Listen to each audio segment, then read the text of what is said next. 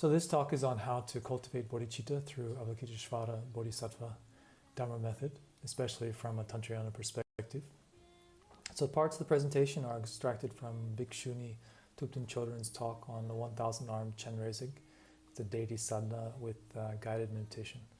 It starts with the visualization. So in the space in front of us, then we can imagine, visualize the divine form of 1,000-armed Avalokiteshvara, who is an embodiment of all the infinite Buddha's compassionate wisdom. So he stands on a lotus and moon seat.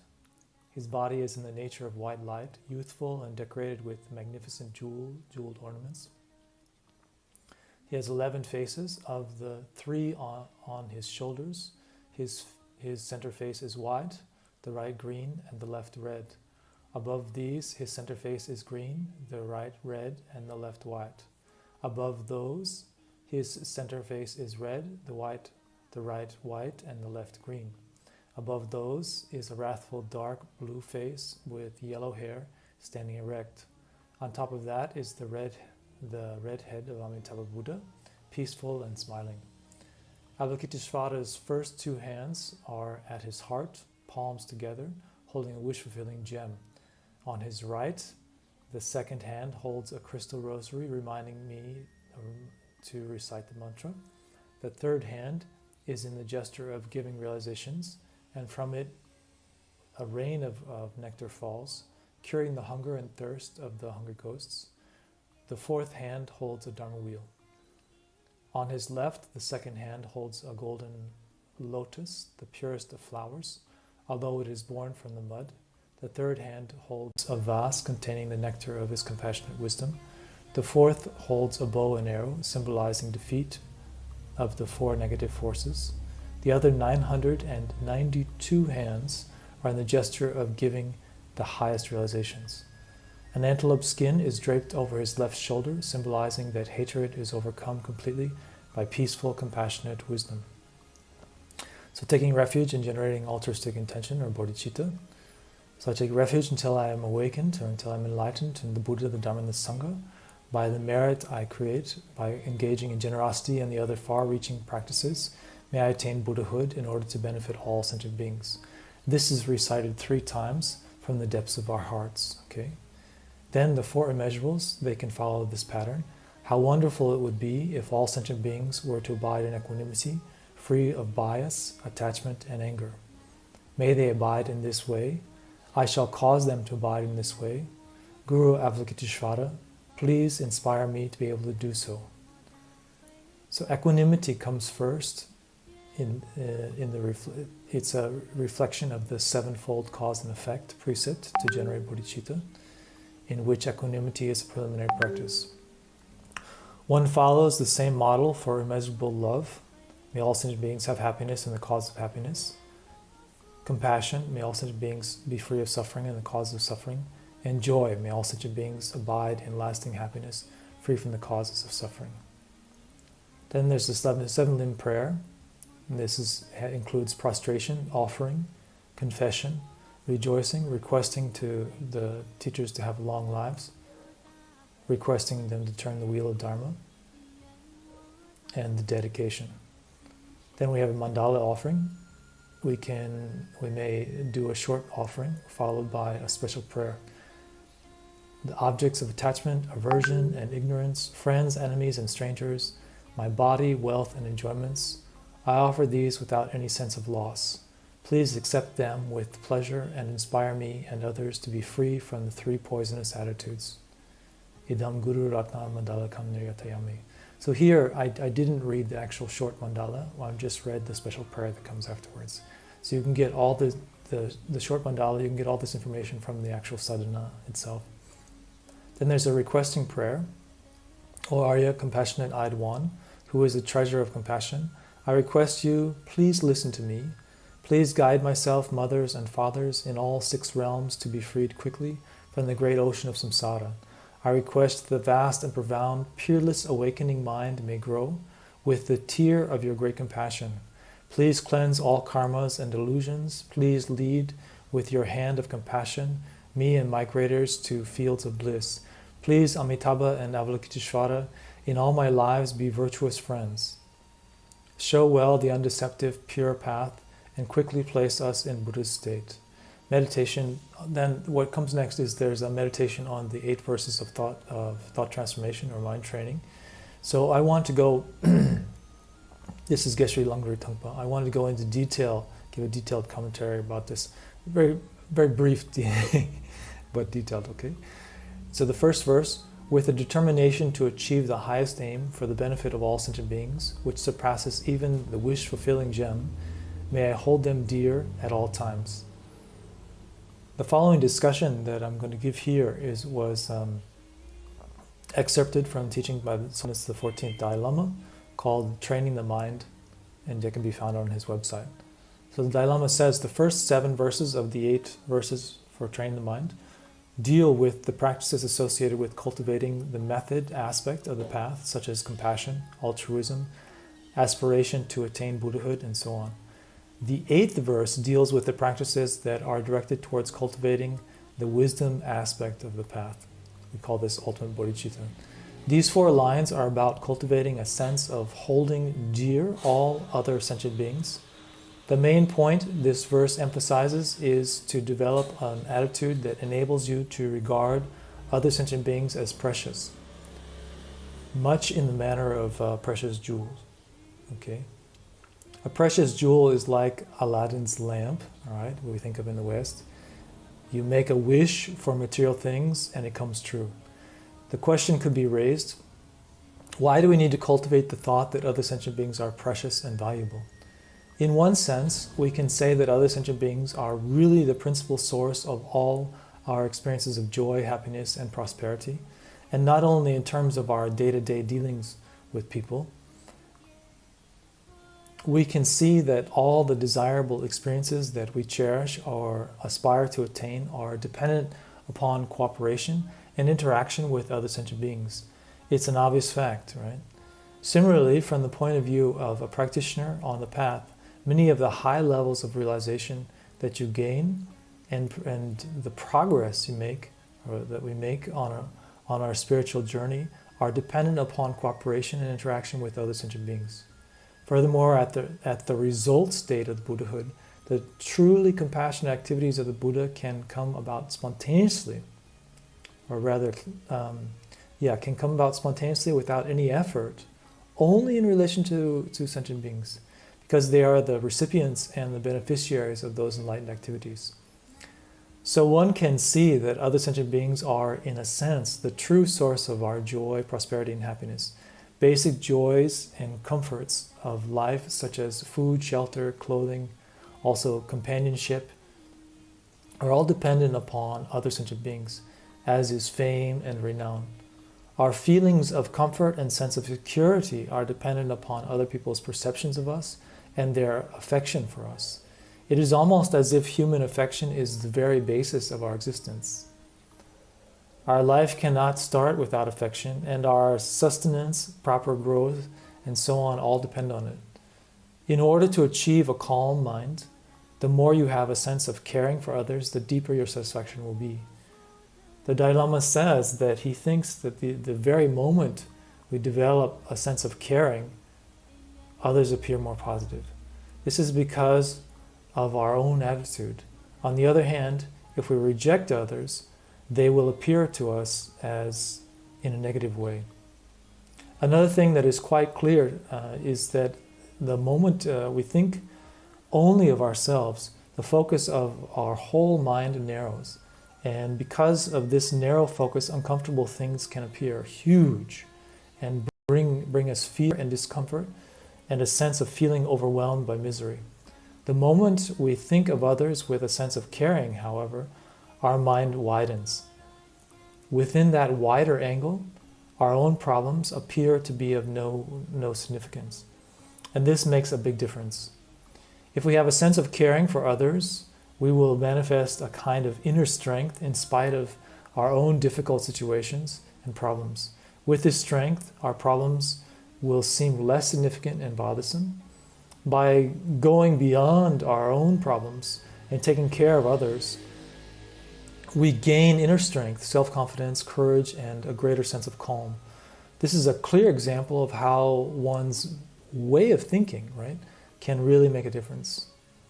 So, as we said earlier, we can develop an attitude of considering other sentient beings as precious in the recognition of the part of their kindness, as precious in the recognition of the fact, right, that the part of their kindness plays in our own experience of joy, happiness, and success. This is the first consideration. The second consideration is as follows. Through an analysis and contemplation, we will come to see that much of our misery, suffering, pain really result from self-centered attitude that cherishes one's own well-being at the expense of others. Whereas much of the joy, the happiness, the sense of security in our lives arise from thoughts and emotions that cherish the well-being of other sentient beings. Contrasting these two forms of thought and emotion convinces us of the need to regard others' well-being as precious. This is another fact concerning the cultivation of thoughts and emotions that cherish the well-being of others. One's own self-interest and wishes are fulfilled as a byproduct of actually working for other sentient beings. As Jason Kappa points out in his great exposition of the path to enlightenment, Lamrim Chenmo, the more the practitioners engage in activities and thoughts that are focused and directed towards the fulfillment of others' well-being, the fulfillment or realization of his or her own aspiration will come as a byproduct without having to make separate effort.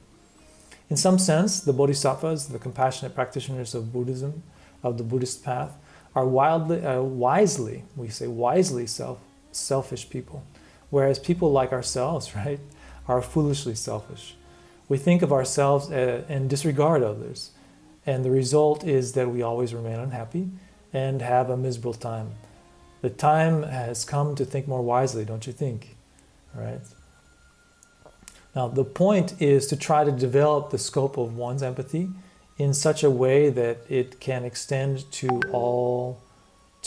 any form of life, right? To all forms of life, to any form of life that has the capacity to feel pain and experience happiness.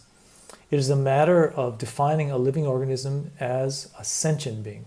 This kind of sentience or sentiment is sentience, right? Sentiment is very powerful, and there is no need to be able to identify in specific terms with every single living being in order for it to be effective. Take, for example, the universal nature of impermanence.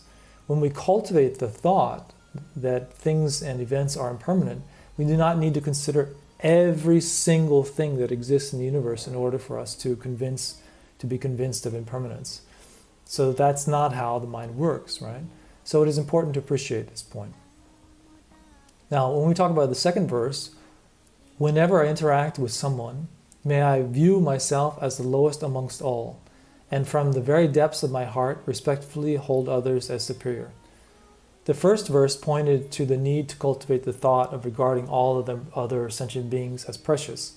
In the second verse, the point being made here is that the recognition of the preciousness of other sentient beings and the sense of caring that you develop on that basis should not be grounded on a feeling of pity towards other sentient beings. That is, on the thought that they are inferior. Rather, what is being emphasized is a sense of caring for other sentient beings and a recognition of their preciousness based on reverence and respect as superior beings. I would like to emphasize here now how we should understand compassion in the Buddhist context.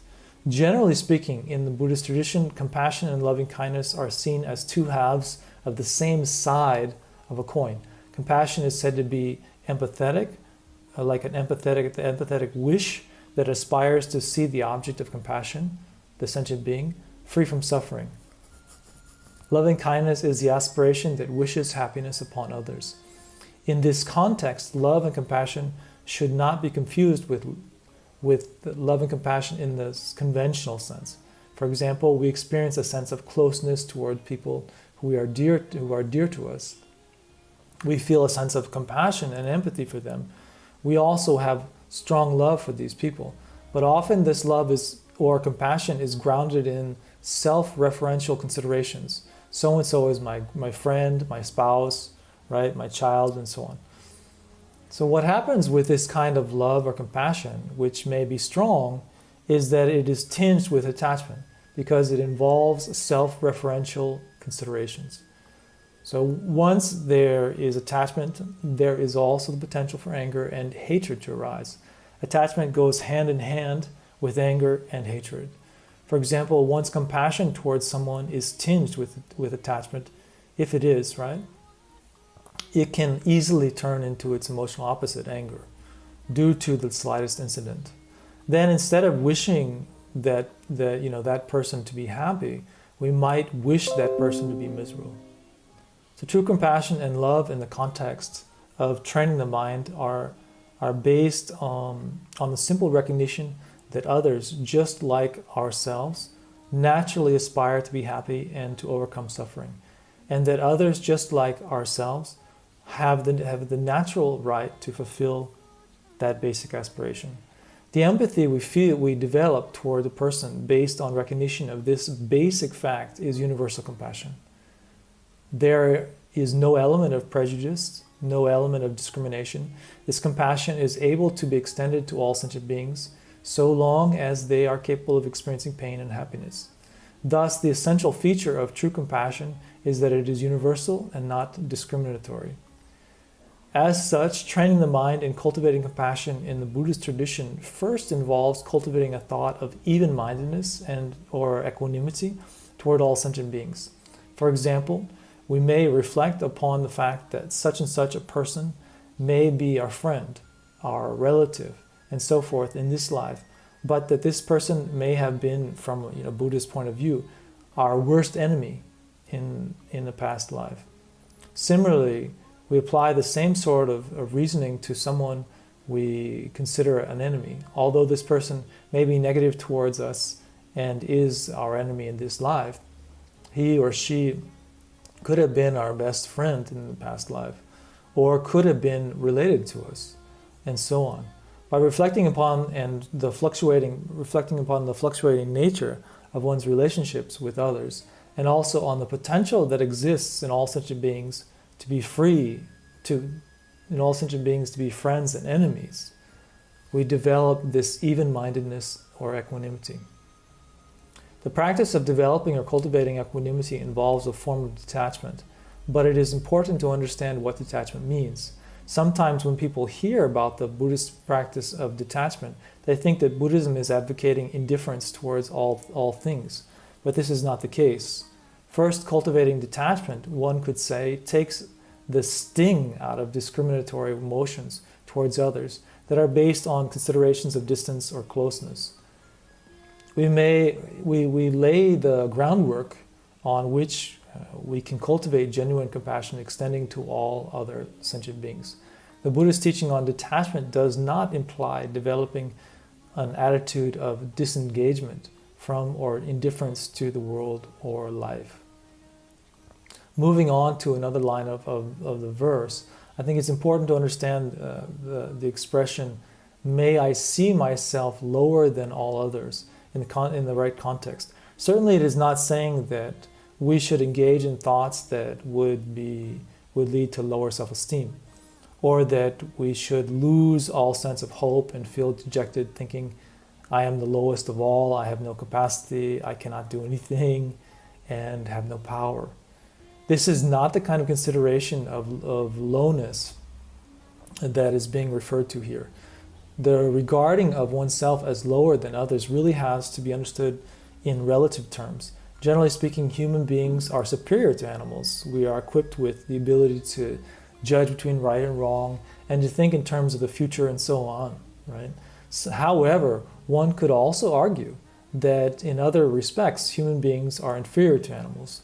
For example, animals may not have the ability to judge between right and wrong in a moral sense, and they might not have the ability to see the long-term consequences of their actions. But within the animal realm, there is at least a certain sense of order. If you look at the African savanna, for example, predators prey on other animals only out of necessity when they are hungry. When they are not hungry, you can see them coexisting quite peacefully.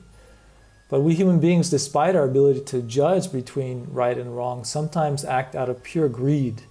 Sometimes we engage in actions purely out of indulgence. We kill out of the sense of sport, for example, when we go hunting or fishing. So in a sense, one could argue that human beings have proven to be inferior to animals. It is in such relativistic sense or terms that we can regard ourselves as lower than others. One of the reasons for using the word lower is to emphasize that normally when we give in to ordinary emotions of anger, hatred, strong attachment, and greed, we do so without any sense of restraint. Often we are totally oblivious to the impact our behavior has on other sentient beings. But by deliberately cultivating the thought of regarding others as superior and worthy of our reverence, we provide ourselves with a restraining factor. Then when emotions arise, they will not be so powerful as to cause us to disregard the impact of our actions upon other sentient beings. It is on these grounds that recognition of others as superior to ourselves is suggested. All right? So this is then verse 3. In all my deeds may I probe into my mind, and as soon as mental and emotional afflictions arise, as they endanger myself and others, may I strongly confront them and avert them. Now, this verse really gets to the heart of what could be called the essence of the practice of the Buddha Dharma. When we talk about Dharma in the context of Buddhist teachings, we are talking about nirvana, or freedom from suffering. Freedom from suffering, nirvana, or cessation, is the true Dharma. There are many levels of cessation. For example, restraint from killing or murder could be a form of Dharma. But this cannot be called Buddhist Dharma specifically, because restraint from killing is something even someone who is non-religious can adopt as a result of following the law. The essence of the Dharma in the Buddhist tradition is that state of freedom from suffering or defilement. And in Sanskrit, it's a klesha. Tibetan is nommong, that sort of lie at the root of suffering. This verse addresses how to combat these defilements or afflictive emotions and thoughts. One could say that for a Buddhist practitioner, the real enemy is this enemy within, these mental and emotional defilements. It is these emotional and mental afflictions that give rise to pain and suffering. The real task of a Buddha Dharma practitioner is to defeat this inner enemy. Since applying antidotes to these mental and emotional defilements lies at the heart of the Dharma practice and is in some sense its foundation, the third verse suggests that it is very important to cultivate mindfulness right from the beginning. Otherwise, if you let negative emotions and thoughts arise inside ourselves, if we do that without any sense of restraint, without any mindfulness of their negativity, then in a sense we are giving them free rein. They can then develop to the point where there is simply no way to counter them. However, if we develop mindfulness of their negativity, then when they occur, we will be able to stamp them out as soon as they arise. we will not give them the opportunity or the space to develop into full-blown negative emotional thoughts. The way in which this third verse suggests we apply an antidote is, I think, at the level of the manifested and felt experience of emotion. Okay, so I think it's at that level. It's at the level of the manifest and felt experience of emotion. All right. Instead of getting at the root of emotion in general, what is being suggested is the application of antidotes that are appropriate to specific negative emotions and thoughts. For example, to counter anger, we should cultivate love and compassion. To counter strong attachment in an object, right, or to an object, we should cultivate thoughts about the impurity of that object, its undesirable nature, and so on. To counter one's arrogance or pride, we need to reflect upon shortcomings in ourselves, right, that can give rise to a sense of humility. For example, we can think about all the things in the world about which we are completely ignorant. So take, for example, if someone is a sign language interpreter. So I think that, we look at them at the time when they're giving this interpretation with these complex gestures, and they're in the midst of doing the translation, and we don't have a clue, right? If you don't know sign language, we don't have a clue as to what's going on, and we see this quite a humbling experience. And then the Dalai Lama mentions that from his own experience, that whenever he has a little tinge, tiny little bit of pride arising, then he thinks about computers and how computers function, and then this lowers his tinge of pride and calms him down. Now, in the fourth verse, let's see here.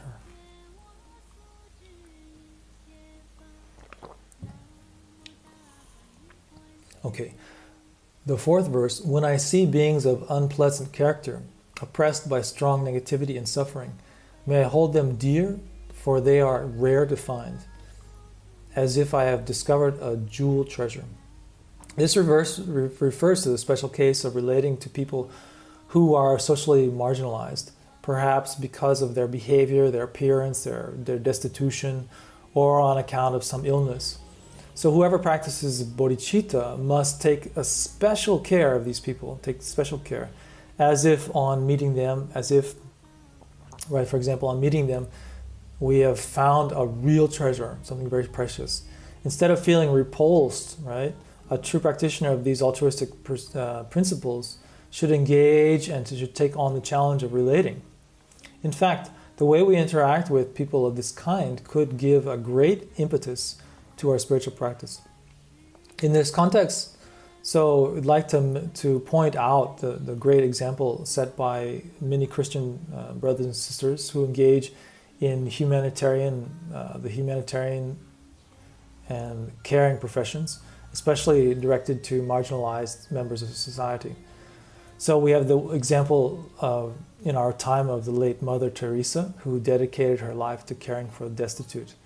So she exemplifies the ideal that is described in this verse. It is on account of this important point that when Dalai Lama says when he meets members of Buddhist centers in various parts of the world, he often points out to them that it is not sufficient for a Buddhist center simply to have programs of teaching or meditation. There are, of course, very impressive Buddhist centers and some retreat centers where Western monks have been trained. So some of them have been trained so well that they're able to play the clarinet in the traditional Tibetan way, right? But anyway, Dalai Lama says that he also emphasizes to them the need to bring the social and the caring dimension into their program of activities, so that the principles presented in the Buddhist teachings can make a contribution to society. Now, Dalai Lama says that he's glad to say that he's heard that some Buddhist centers are beginning to apply Buddhist principles socially. For example, in Australia, there are Buddhist centers which are establishing hospices and helping dying people and caring for patients with AIDS. And then also he's heard that there are Buddhist centers involved in some form of spiritual education in prisons where they give talks and offer counseling. So Dalai Lama says that he thinks that these are great examples. It is, of course, deeply unfortunate when such people, particularly prisoners, feel rejected by society. So not only is it deeply painful for them, but also from a broader point of view, it is loss for society.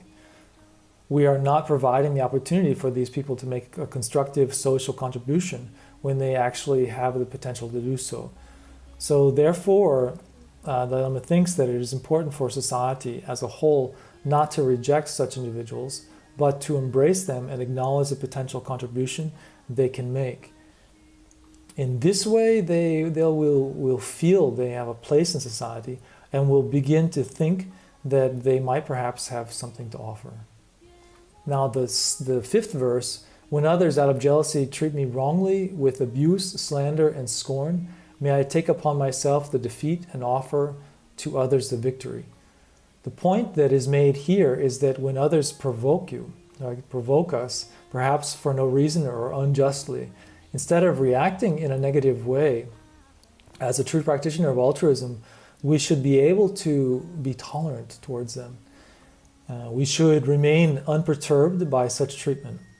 In the next verse, we learn that not only should we be tolerant of such people, but in fact we should view them as our spiritual teachers.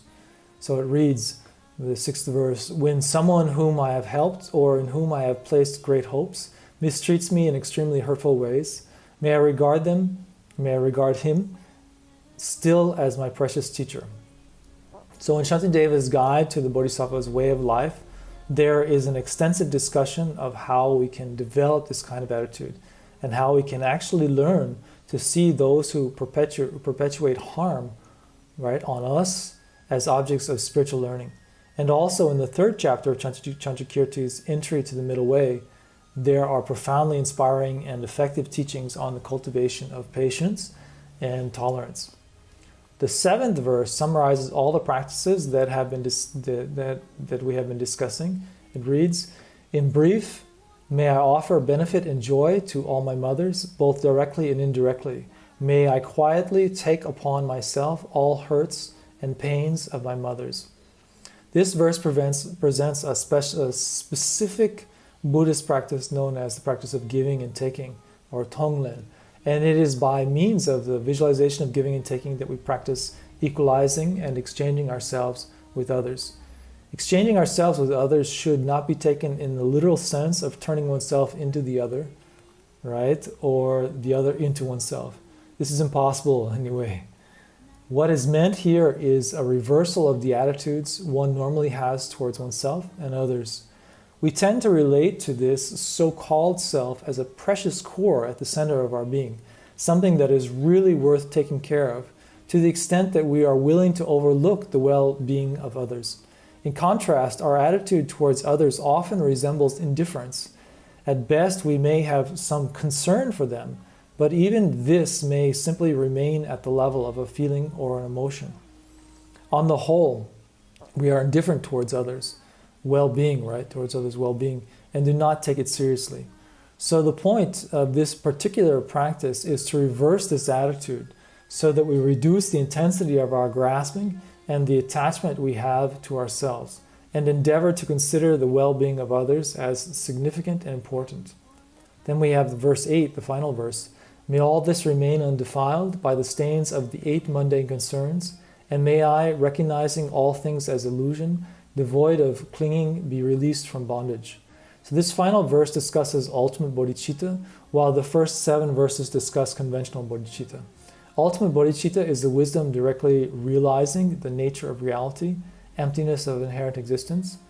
This was presented in more detail in the class I gave on this Vajra Chejika Prajna Paramita Sutra, which is also known as the Diamond Sutra for Vesak, and that was earlier this year.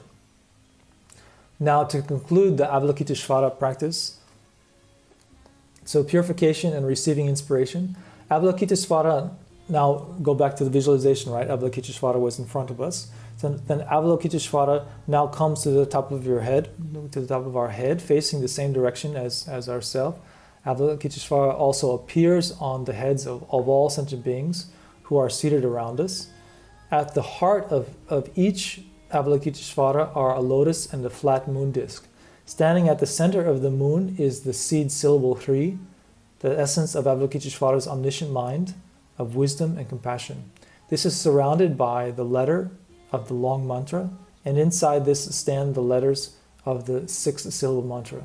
All is made of radiant light.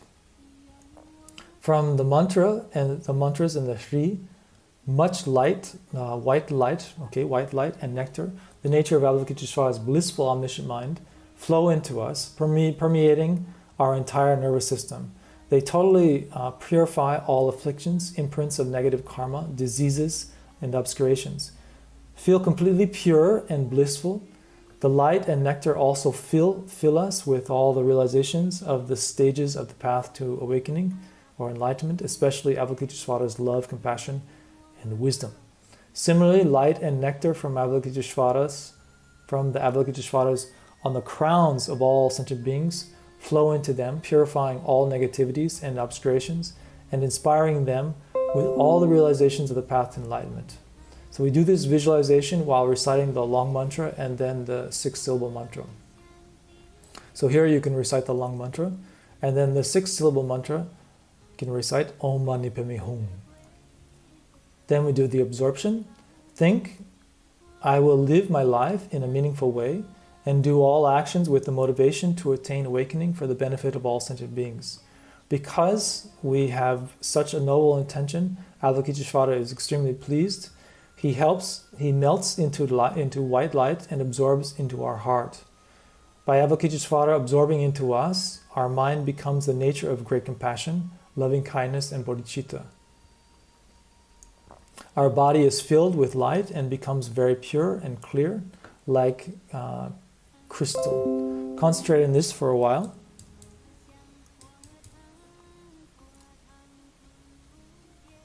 Avalokiteshvaras on the heads of all sentient beings melt into light, absorb into them, and bless them so that they may progress along the gradual path to awakening. Then we do a dedication. So I have a very brief dedication here. You can do a more extensive one as you'd like. Due to this merit, may we soon attain the awakened state of Avalokiteshvara, that we may be able to liberate all sentient beings from their suffering. May the precious Bodhi mind, not yet born, arise and grow. May that born have no decline, but increase forevermore. So thank you.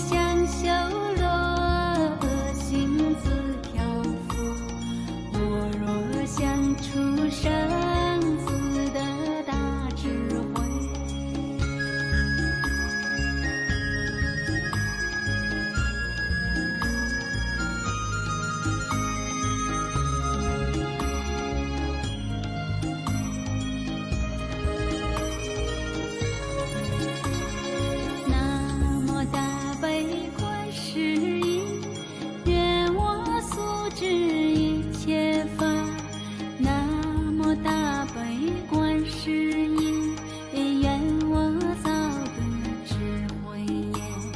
南无大悲观世音，愿我速度一切众。南无大悲观世音，愿我早得生方便。南无大悲观世音，愿我速成般若船。南无大悲观世音，愿我早得越苦海。南无大悲观世音，愿我速得界定道。南无大悲观世音，愿我早登涅槃山。南无大悲观世音，愿我速会无为身。南无大悲观世音，愿我早同发心身。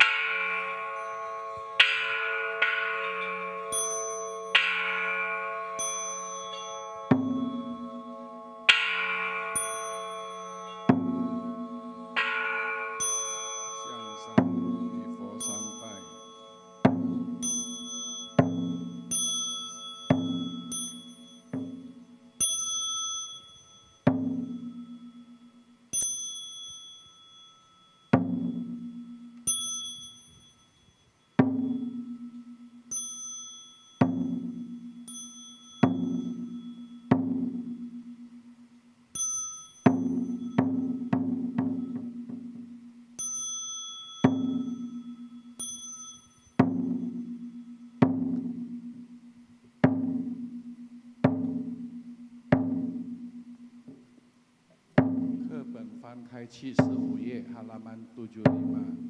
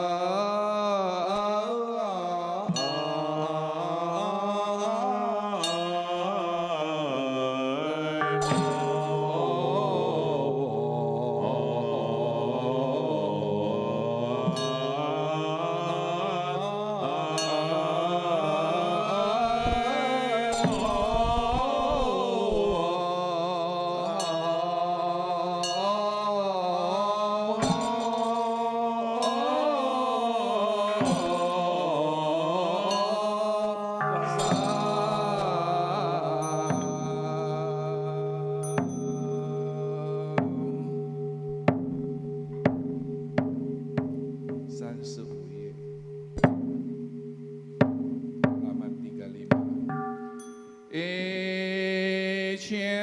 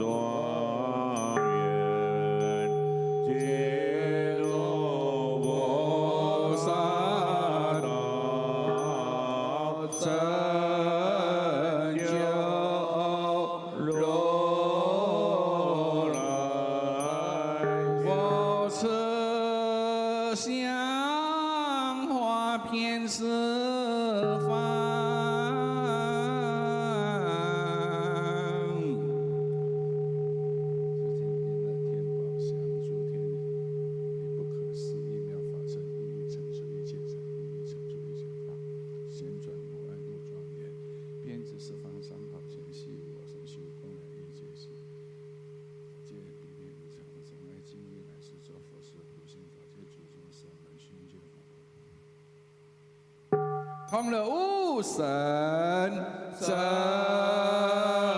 佛供养你啊，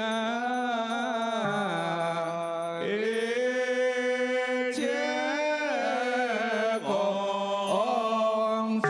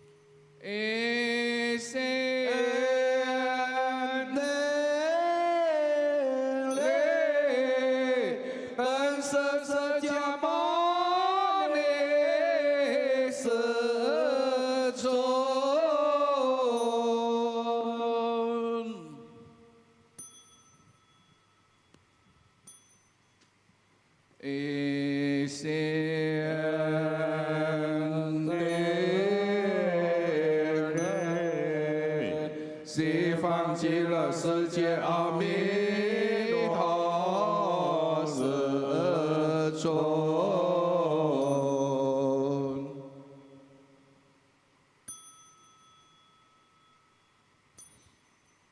一心地过去无量一劫见观忘尽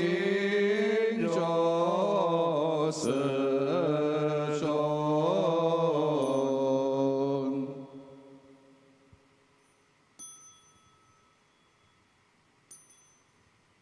一心地过去九色九因可袈裟诸佛世尊。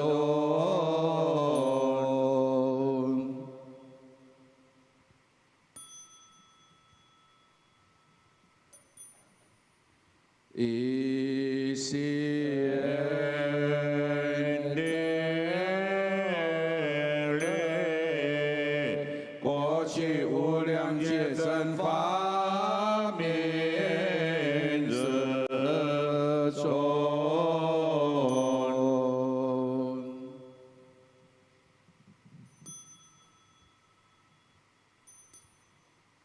一心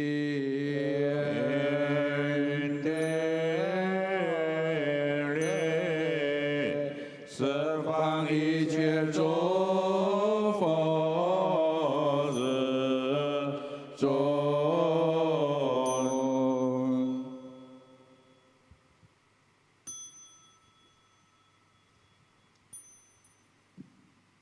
一心地现界见佛三世一切诸佛世尊，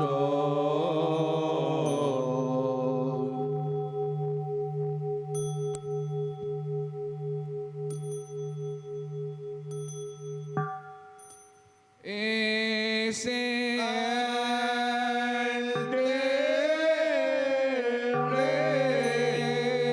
广大圆满无碍大悲心大陀罗尼僧妙常寂，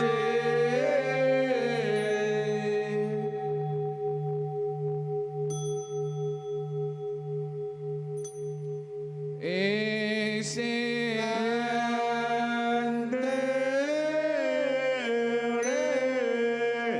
广大圆满无碍大悲心大陀罗尼僧妙常寂，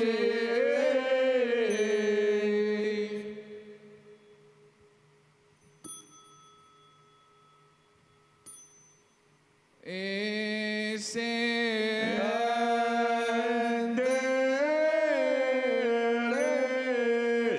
广大圆满无碍大悲心大陀罗尼僧妙常寂，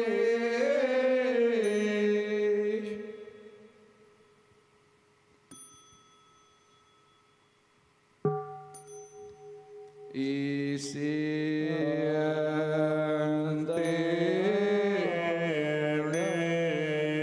观音所说诸陀罗尼及十方三世一切诸法，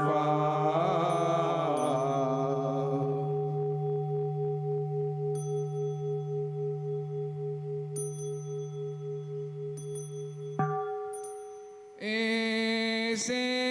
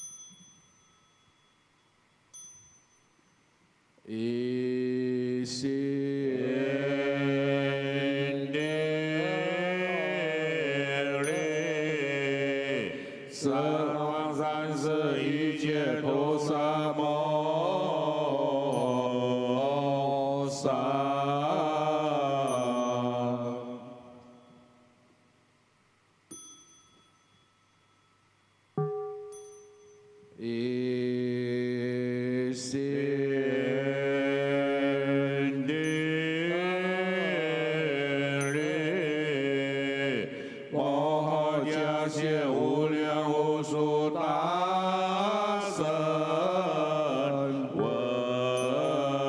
声。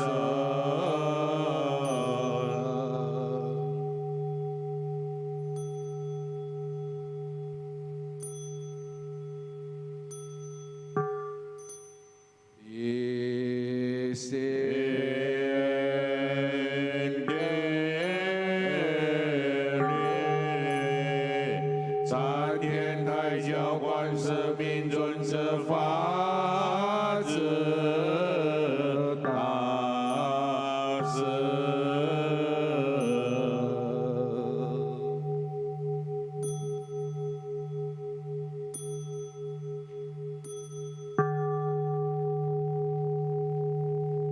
一心大为三藏佛摩诃陀伽天子护世四王天龙八部龙母天女虚空神将二神天眼神和尚神药草树林神自在神水神佛神福神度神战神地神宫殿神等级守护之咒一切天龙鬼神各齐见作顶礼赞吧。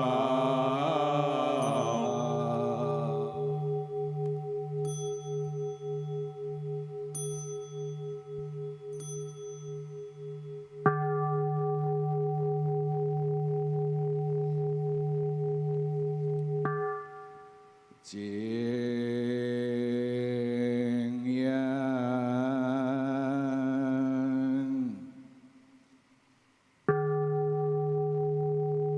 若有比丘、比丘尼，有婆舍，有婆夷，童男童女，一双持者，一诸众生，其慈悲心现当从我发落誓言。南无大悲观世音我所知一切法。南无大悲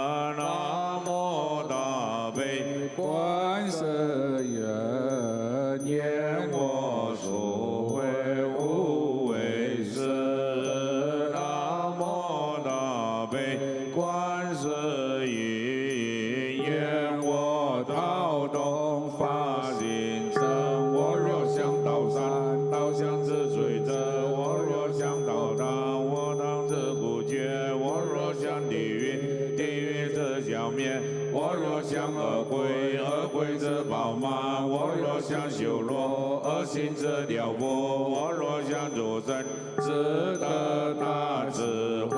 南无观世音菩萨，南无观世音菩萨，南无观世音菩萨，南无观世音菩萨，南无观世音菩萨，南无观世音菩萨，南无观世音菩萨，南无观世音菩萨，南无观世音菩萨，南无观世音菩萨，南无观世音菩萨，南无观世音菩萨，南无观世音菩萨，南无阿弥陀佛，南无阿弥陀佛，南无阿弥陀佛，南无阿弥陀佛，南无阿弥陀佛，南无阿弥陀佛，南无阿弥陀佛，南无阿弥陀佛，南无阿弥陀佛，南无阿弥陀佛，南无阿弥陀佛，南无阿弥陀佛。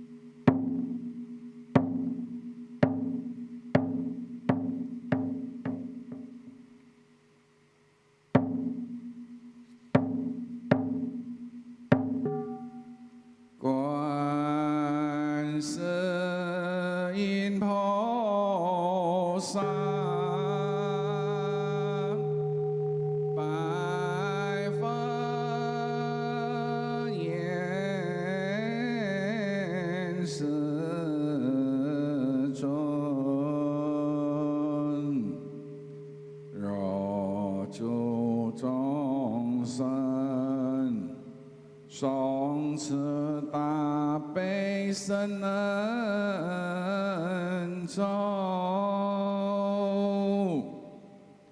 都善恶道成，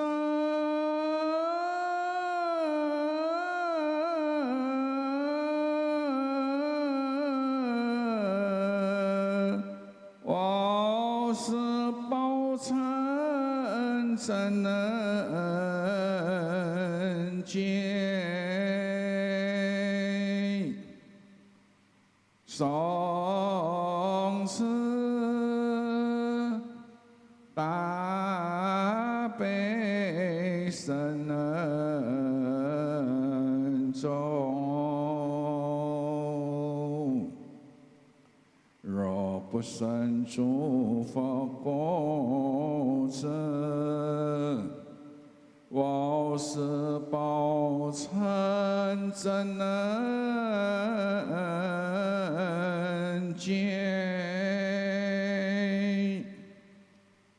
从此大悲深重，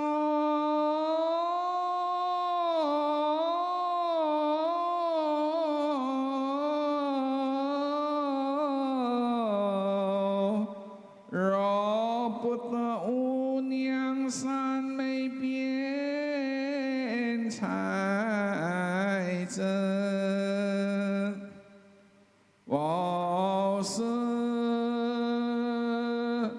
报成真恩见，从此大悲深恩重。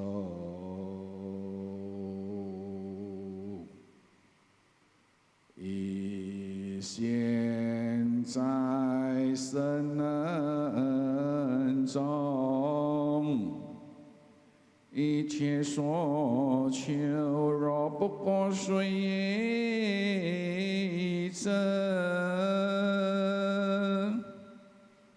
报得为大悲心，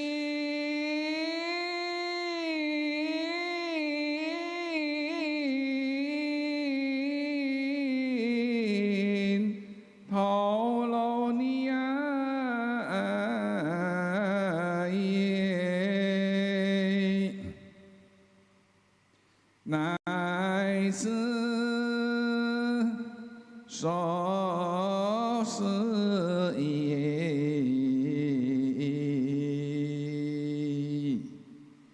以众会前合掌真恩主。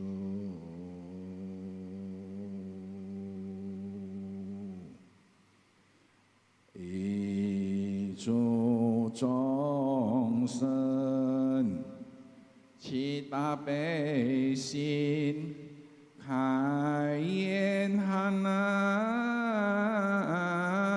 笑，接受如是广大圆满无碍大悲心，大头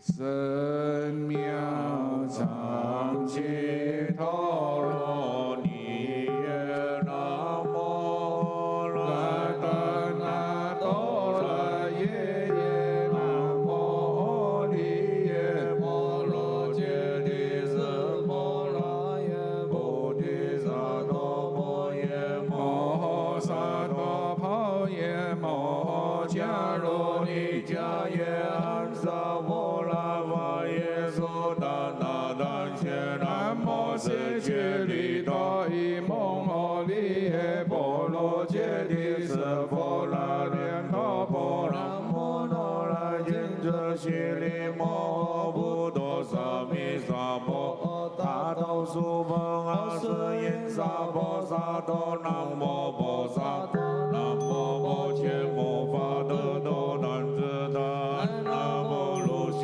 卢迦吉迦罗提耶悉利摩诃菩提萨埵萨婆萨婆摩来摩来摩西摩西利达耶揭罗揭罗揭玛多罗苏罗瓦瑟耶帝摩诃瓦瑟耶悉多来多来利利利斯佛来耶真来真来摩摩伐摩来摩帝利耶舍耶舍舍那舍那欧来舍佛来舍利法僧法僧无来舍耶无罗罗摩拉吼罗罗悉利娑拉娑拉悉利悉利娑罗娑罗菩提耶菩提耶菩提耶菩提耶弥帝利耶那来信舍帝利萨尼那婆耶摩那萨婆悉多耶萨婆摩悉多耶萨婆悉多哟耶斯婆拉耶萨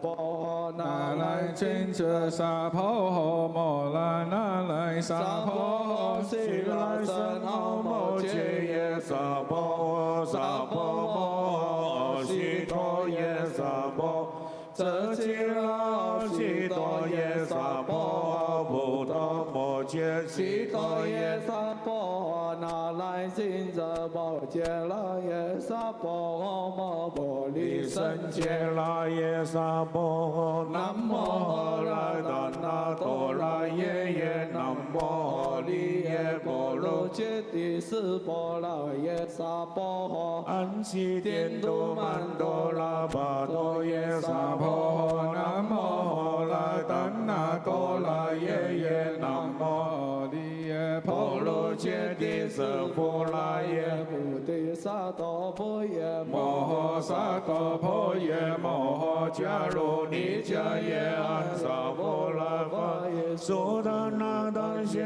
南无世界利多伊蒙诃利耶波罗揭谛斯佛拉莲陀婆南无那来金遮悉利摩诃菩提萨弥萨婆达多苏婆摩斯萨婆萨多南无婆萨多南无婆伽摩法德多丹兹达安那波罗西卢迦提迦罗伊西里摩诃菩提萨多萨婆萨婆摩拉摩拉摩西摩西里多因切罗切罗切蒙多罗多罗瓦斯耶帝摩诃瓦斯耶帝多拉帝利尼舍佛来耶遮来摩摩法摩来摩帝利一西神来欧来舍佛来舍利法僧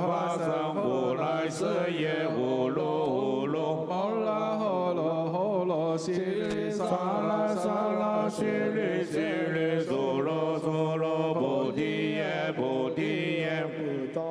菩达耶弥帝利耶罗来金舍帝利舍尼那婆耶摩那萨婆悉多耶萨婆摩悉多耶萨婆悉多有耶舍佛来耶萨婆罗来金舍萨婆摩来那来萨婆悉拉僧阿摩切耶萨婆摩诃悉多耶萨婆遮其来阿悉多耶萨婆波多摩切悉多耶萨婆那来僧尊梵切来耶萨婆摩婆利僧切来耶萨婆南无来丹那多来耶南无利耶波罗揭谛舍佛来耶萨婆安悉天多曼多拉巴多耶萨婆南无来丹那多来耶南无利耶波罗揭谛舍佛来耶菩提萨埵婆耶摩诃萨埵婆耶摩诃迦罗尼迦耶安乐波拉萨耶苏他那丹谢南无世切利多伊蒙摩利耶波罗揭谛舍佛来莲多婆南无那来金舍悉利摩诃波多萨弥萨婆达多苏婆阿舍因萨婆萨多南无婆萨多南无婆伽摩法舍多丹次他阿那波罗悉罗迦提迦罗提耶悉利摩诃提萨多萨婆摩来摩西利多因吉罗多罗法舍耶帝摩诃法舍耶帝多来帝利尼舍佛来耶遮来摩法摩来摩帝利耶舍那欧拉僧佛来舍利华僧佛来舍耶呼噜摩来呼噜悉利萨拉悉利苏罗菩提耶菩陀耶弥帝利耶那来金舍帝利舍尼那婆耶摩那萨婆悉多耶萨婆摩诃悉多耶萨婆悉多有耶舍佛来耶萨婆那来金舍萨婆摩来那来萨婆悉来僧阿摩切耶萨婆摩诃悉多耶萨婆遮其来阿悉多耶萨婆波多摩切悉多耶萨婆那来金舍摩切来耶萨婆摩婆利僧切来耶萨婆南无来丹那多来耶南无利耶波罗揭谛舍佛来耶萨婆安悉天多曼多拉法多耶萨婆。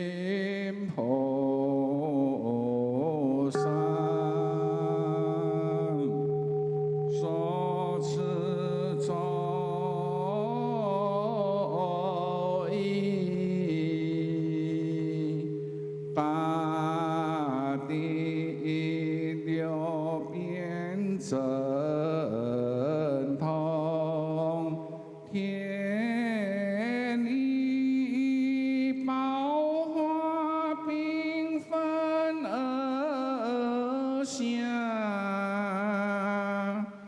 十方诸佛悉皆欢喜，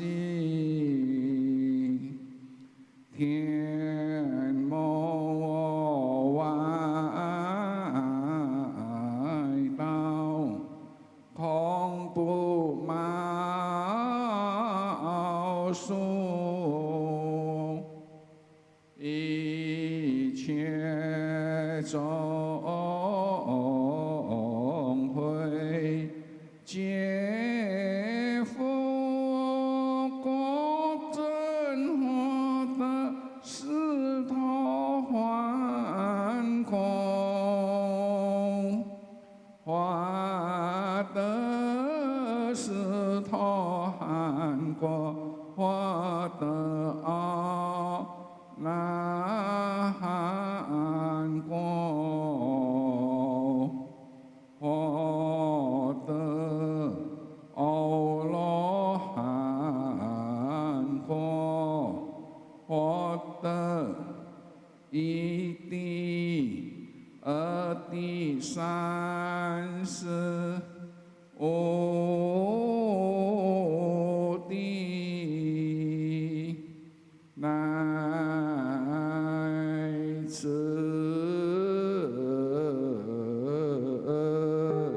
舍地者，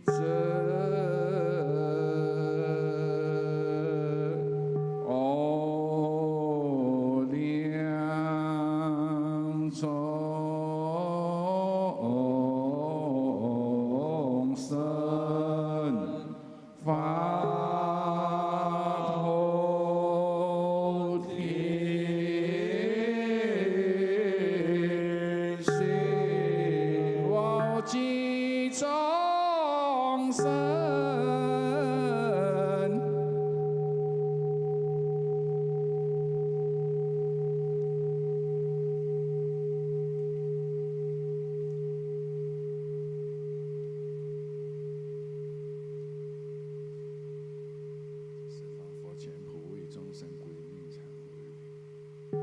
为愿家佛灵常相面，何为世恩善友，法界众生心言乱诸三藏。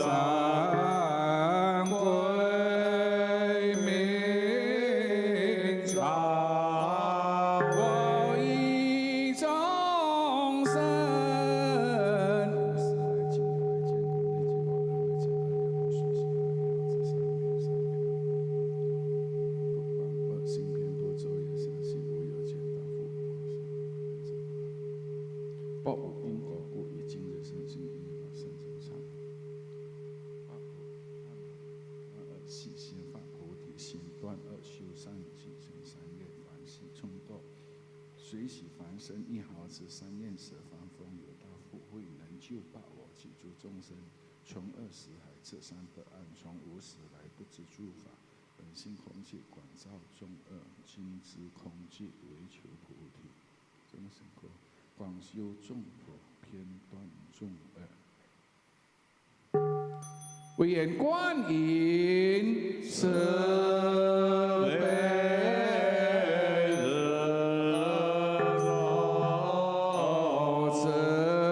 先忏悔弟子中等，依法建一切众生，先见一切本悉见法皆有真。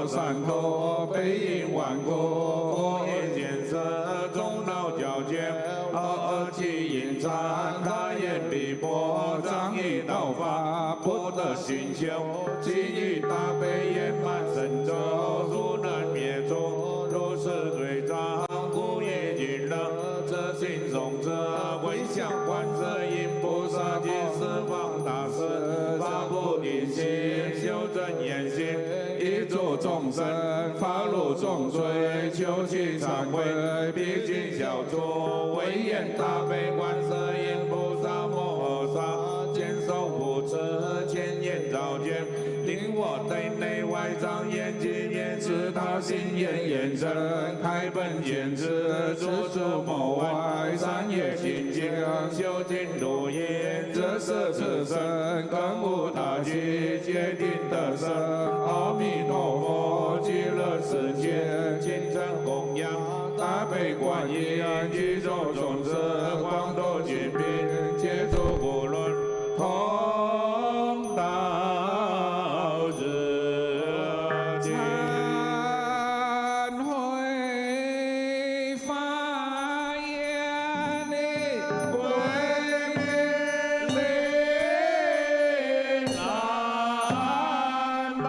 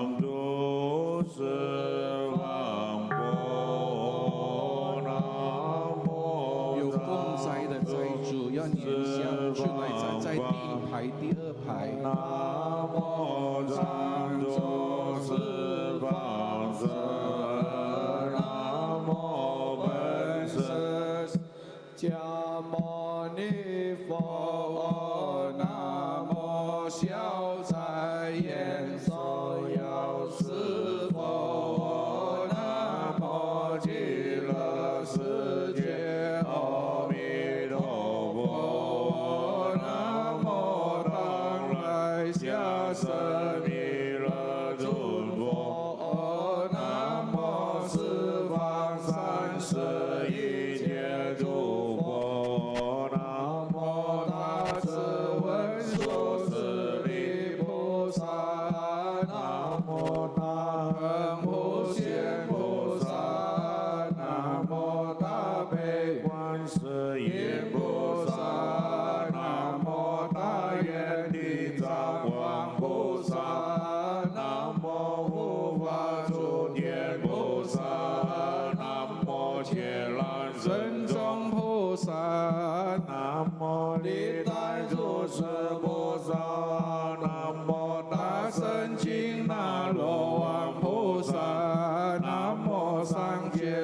贤菩萨，南无常住十方佛，南无常住十方法，南无常住十方僧，南无本师释迦牟尼佛，南无消灾延寿药师佛，南无极乐世界阿弥陀佛，南无当来下生弥勒之佛，南无四方三世一切诸佛，南无大智文殊师利菩萨，南无大恩普贤菩萨，南无大悲观世音菩萨，南无大愿地藏王菩萨，南无护法诸天菩萨，南无伽蓝身众菩萨，南无历代诸佛菩萨，南无大圣金那罗王菩萨，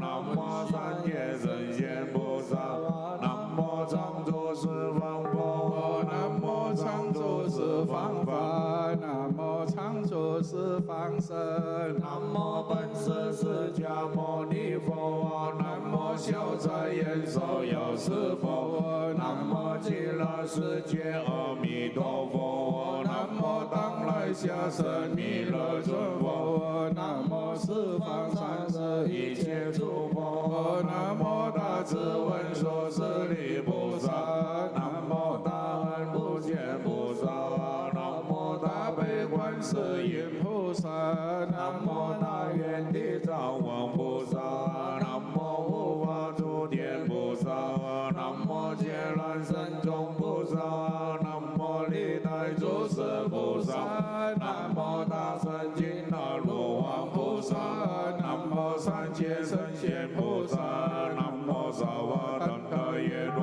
婆卢揭谛安萨婆来萨婆来哦，南无萨瓦怛那耶罗婆卢揭谛安萨婆来萨婆来哦，南无萨瓦怛那耶罗婆卢揭谛安萨婆来萨婆来哦，南无梭罗婆耶怛那耶罗耶怛自大唵梭罗梭罗婆来梭罗婆来梭罗萨婆，南无梭罗婆耶怛那耶罗耶怛自大唵梭罗梭罗婆来梭罗婆来梭罗萨婆，南无梭罗婆耶怛那耶罗耶怛自大唵梭罗梭罗婆来梭罗婆来梭罗萨婆，这是释迦为上供十方佛，中传之圣贤，下界六道边，人生无常边，随业却饱满，临近是真道，无量波罗蜜，三德六位，广佛济生，法界有情，不多供养，阿耶耶南三摩哇哇热来哦，阿耶耶南三摩哇哇热来哦，阿耶耶南三摩哇哇热来哦，大乘常住三宝。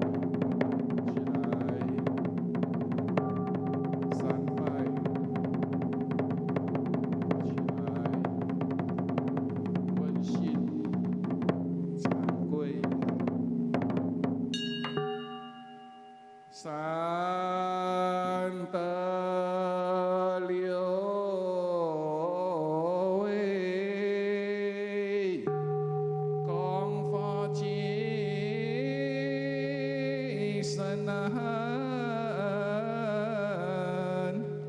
法界有情，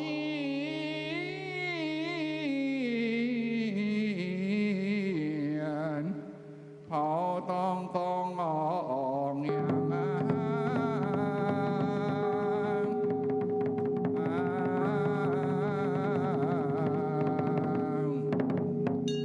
上来修见，常年每夜期间，消灾大悲平安道场，发挥恭请沙门僧伽带领奉诵顶礼报忏难。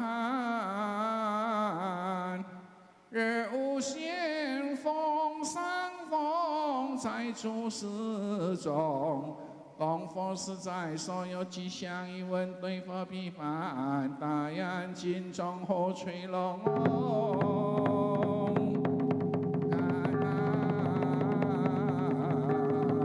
恩哦咦。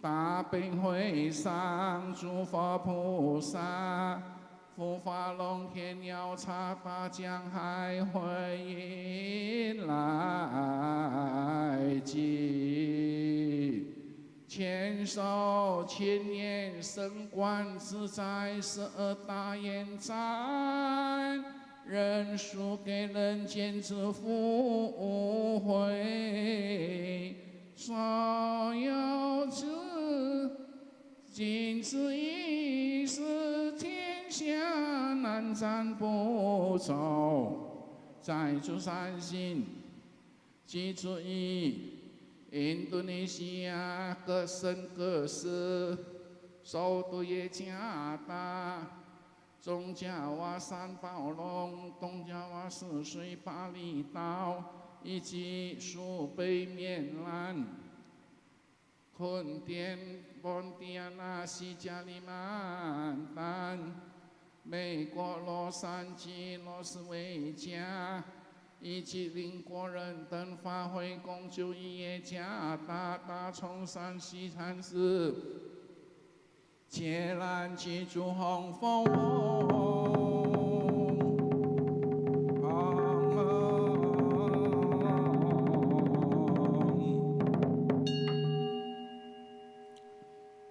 始终在诸位祈求消灾增福慧，广结善缘扶持道场，设在宫中，今有掌心化成一株合家，今生福持大在一堂宫中，又有在诸陈丽娜、陈妍妍，今生如意大在一堂宫中，又有在诸观有金小宝一合家，50中林佩金合家，又有林延龙周修行合家，又有何书中陈桂燕合家，又有佘志强、黄山龙合家，又有刘正义、黄立斌合家，又有刘柱东、刘柱良一同，又有蔡金忠、黄金梅合家，又有陈林如意。陈景同合家，有传书合家，法界法器法系一同，有张令金州张秘密合家，也有小明宝张新兰合家，又有狮子堂林美玲合家，也有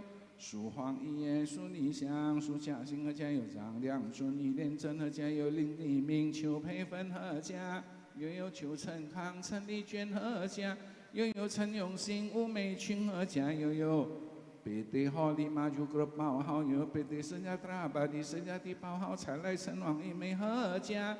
以上在诸个景色吉祥大在，各一堂宫中又有在诸。PT Sinar Surya Sentosa Sejahtera 报号，黄红清合家，又有翁张美兰、翁世一合家。又有张兆二林不生合家，又有一则兆真陈仲二合家，又有吴一霞黄维平王维生合家，有叶银良潘丽华合家，又有林家春陈满林合家，又有刘义林陈爱玲合家，又有关家大刘新辉合家，又有黄水龙喜美丽合家，罗西大杨嘎萨布达 Rinar Wirya Mangala Haja Yoyo Kopi Haja Yo Meri Oi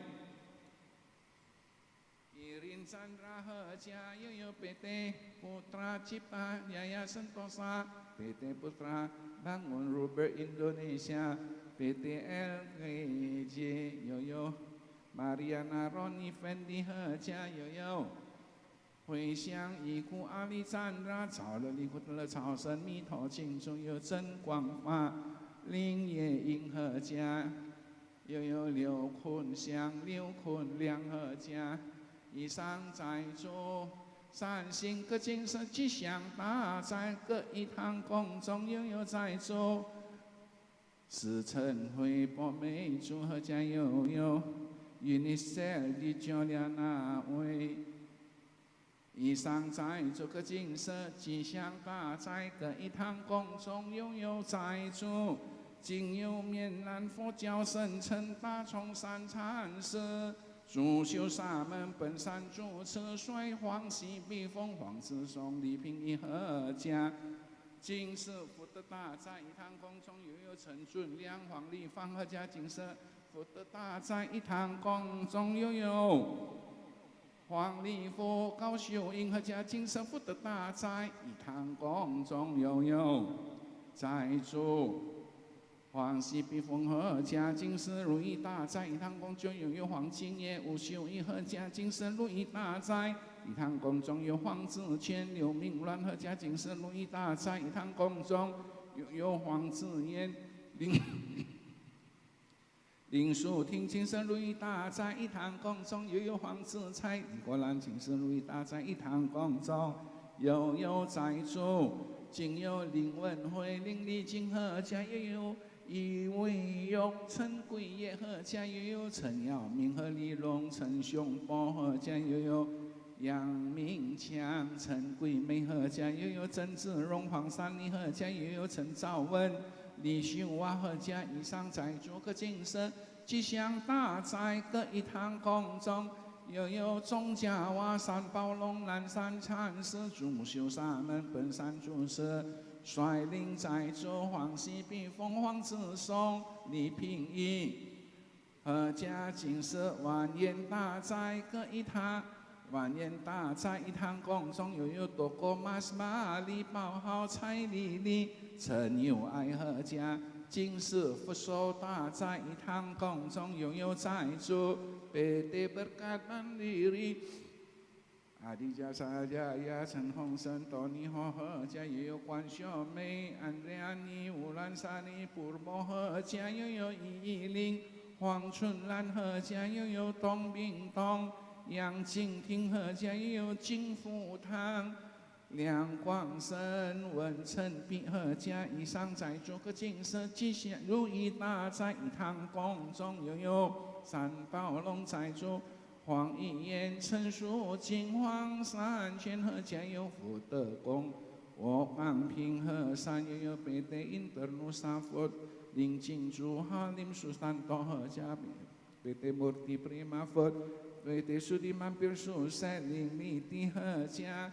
又有雷尼纳西安德纳达利和家，有哈山 Effendi Irin Effendi 和家，有 Henry 苏山多吴立清和家，有阿弟苏山多不会英和家，又有林景是林景王和家，又有黄树下佛尼索菲安和家，又有林景星林业二和家，有回向一故为利属西罗大妈早日离苦得了朝圣弥陀净土，各精舍地享大在各一堂宫中，又有大冲西加里曼丹坤殿大冲山东佛禅师主修沙门本山主持率在座，今有回向一故阿弥呼心哈心不完，早日离苦得了朝圣弥陀净土，精舍佛会大在一堂宫中，又有在座潘伟良、梁爱玲和家精舍如意大在一堂宫中，又有在座李彦东、蔡美和家，以上在诸个景色，吉祥大在各一堂宫中，又有巴黎到大钟山接光禅师，今有陈汉明藏风兰和家，又有蔡继义黄丽坚和家。以上在诸个景色，吉祥大在各一堂宫中。本是所有参加大悲忏法会所有人等蓝靛常言长生如意人等四众弟子虔诚红香口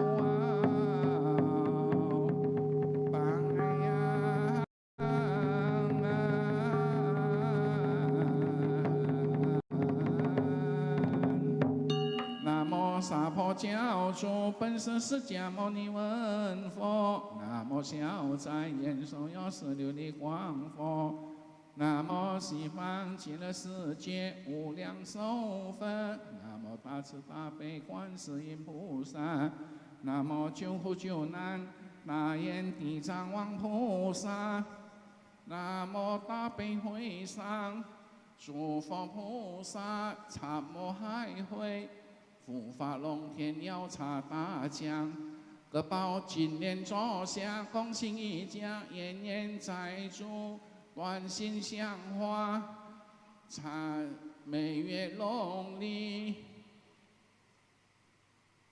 恭请沙门期间大悲消灾平安法会，法会恭请沙门带领奉送慈悲报忏。人无限供上奉，在诸善心供佛实在，法会回向菩提，消灾延寿，吉祥神咒，根器家门长生，人口平安，身财有道，生意兴隆，所求所愿，若意若心，凡在虚业之中，见障诸佛菩萨，护法龙天加持。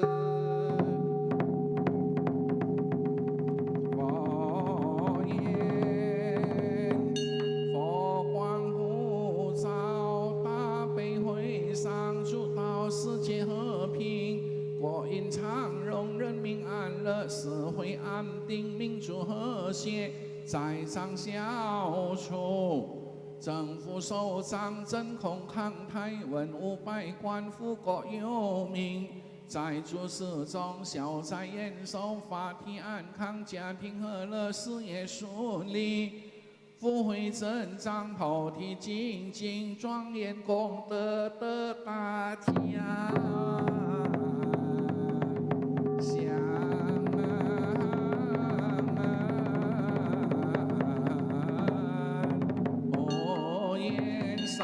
清净海中安和分的生会法轮常转，如今三文太岁龙历壬寅复历2566年8月16日，主修沙门本山主持率所有功夫实在人等参加大悲忏法会，善行中等虔诚红香。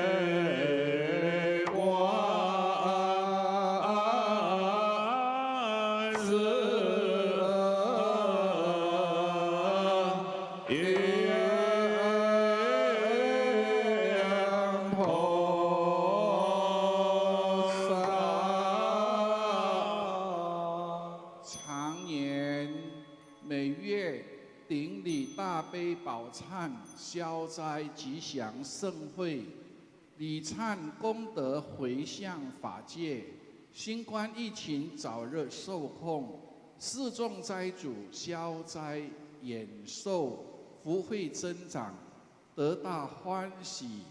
阿弥陀佛。